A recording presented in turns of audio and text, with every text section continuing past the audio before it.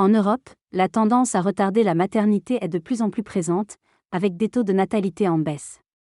En France par exemple, le nombre de naissances était au plus bas en 2020 depuis 1946. Malgré des chiffres de fécondité relativement stables, la tendance générale en Europe est à la diminution du nombre d'enfants par femme. Certains pays comme l'Espagne et l'Italie font face à plus de décès que de naissances, impactant la démographie. En parallèle, un mouvement du child-free émerge. Sur les réseaux sociaux, où des femmes expriment ouvertement leur choix de ne pas avoir d'enfants, allant parfois jusqu'à opter pour la stérilisation volontaire. En France, la stérilisation volontaire est légalisée depuis 2001, mais peut rester difficile d'accès en raison de possibles refus médicaux. Des groupes de soutien en ligne ont émergé pour aider les femmes confrontées à cette difficulté.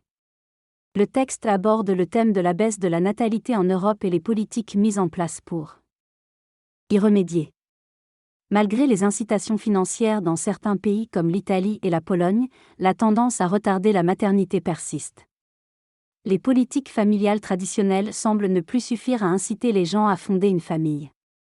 Il est souligné que de nombreux jeunes souhaitent devenir parents, mais repoussent cette décision en raison d'obstacles tels que la recherche d'un emploi stable et d'un logement.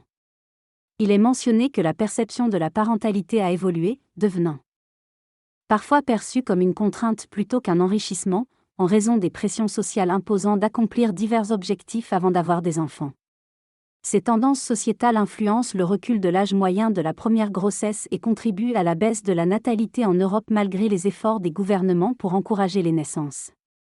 À l'âge de 56 ans, il est souligné qu'il existe une fenêtre de temps limitée pour avoir des enfants, malgré la possibilité de réaliser d'autres accomplissements tels que courir un marathon ou obtenir un doctorat. Il est suggéré de repenser la société pour permettre à chacun d'avoir le nombre d'enfants qu'il désire, tant que cela reste possible. Pour approfondir le sujet, il est recommandé de regarder le documentaire Avoir des enfants ou pas sur YouTube et à la télévision.